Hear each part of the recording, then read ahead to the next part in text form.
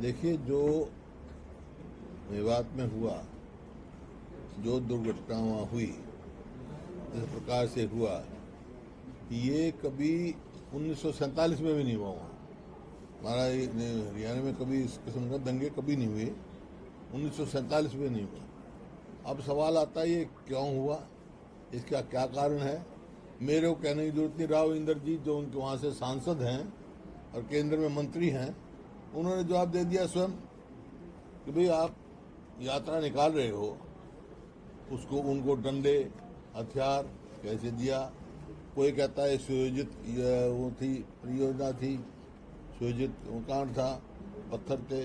तो भाई सरकार क्या कर रही थी, सरकार की क्या जिम्मेवारी है। जब आशंकाएं थी कि भाई टकराव हो सकता है, ऐसी कोई परिस्थिति हो सकती है, माहौल खराब था। वहाँ का जो सीआईडी का इंस्पेक्टर वो टीवी पे आया, भी हम तो एक हफ्ता पहले खबर देते रहे और वहां तक नहीं पहुंचे। अनिल विज जी जो गृह मंत्री हैं, वो कहते हैं मेरे तो 3 बजे पता लगा। किस किस्म की सरकार है ये। हाँ, सही समय पे सही कदम उठाती सरकार, प्रिवेंटिव मेजर्स लेती, तो ये हादसे नहीं होते।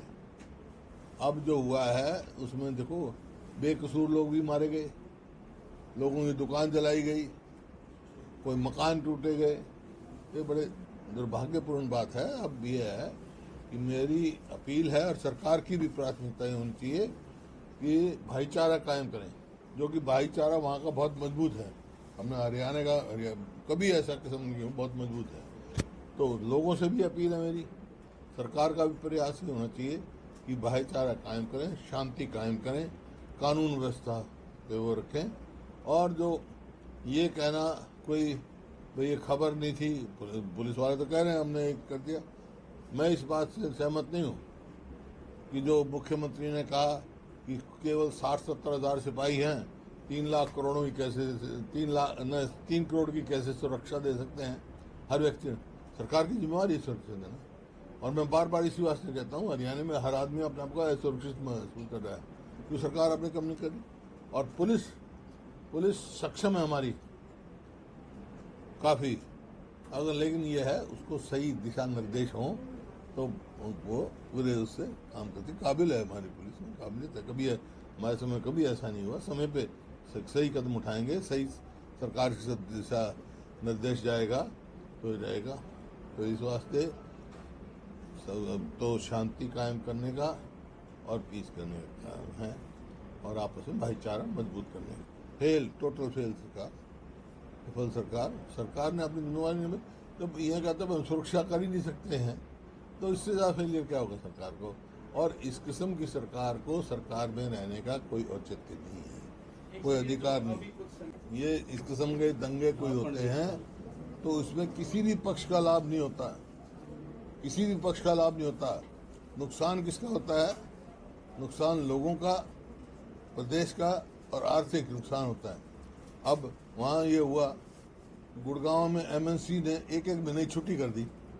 जो अब कौन इन्वेस्ट करेगा यहाँ अगर ऐसे मॉल रहेगा तो आर्थिक तौर पे कितना हमारा नुकसान होगा।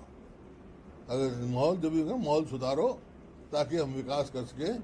गुड़गांव जो है एक शहर ऐसा हमने बनाया जो आज बहुचर्चित शहर है, मिलेनियम सिटी कह लो, कुछ कह लो। आज अगर वहाँ से एमएनसी जो हैं, एमएनसी जो है एक एक महीने की छुट्टी कराते हैं, स्कूल कॉलेज बंद होते हैं, दफ्तर बंद होते हैं, तो विकास पे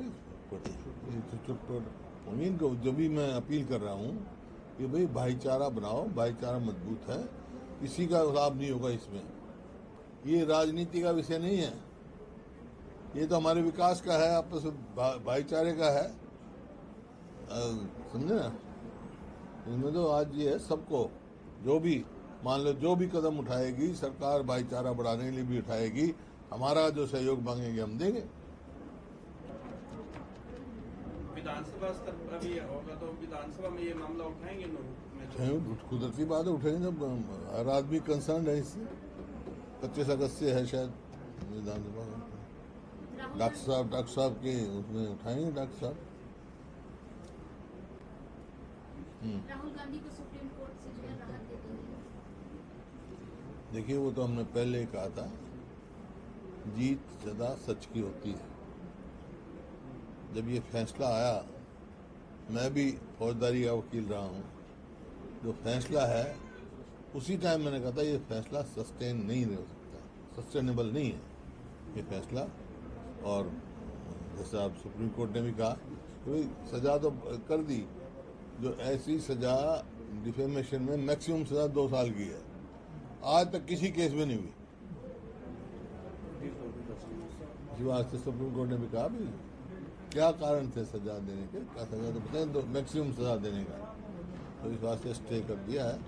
उनकी सदस्यता बहाल होगी तुरंत, और वहाँ पर सांसद बनेंगे, आगे भी चुनाव लड़ेंगे। और इस सरकार के समय जो दंगे हुए आपको मालूम है, पहले कभी हरियाणा में इसके समय दंगे नहीं हुए। पंचकुला में 40 आदमी मर गए, यहाँ रोहतक में क्या हुआ, और ये जो लोग का आश्रम जो है वहाँ क्या हुआ, अब यहाँ नूनू में क्या हुआ, एक के बाद एक हो रहा है। नेवला और सांप की दोस्ती हो गई, तो क्या होगा हरियाणा में?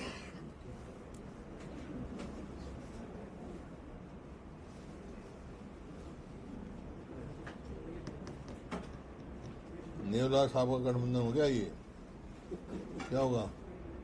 अनुबंध जो कहते हैं जैसे ये कह रहे हैं, हाँ, मजबूरी का अनुबंध है, नेवला साहब का गठबंधन है।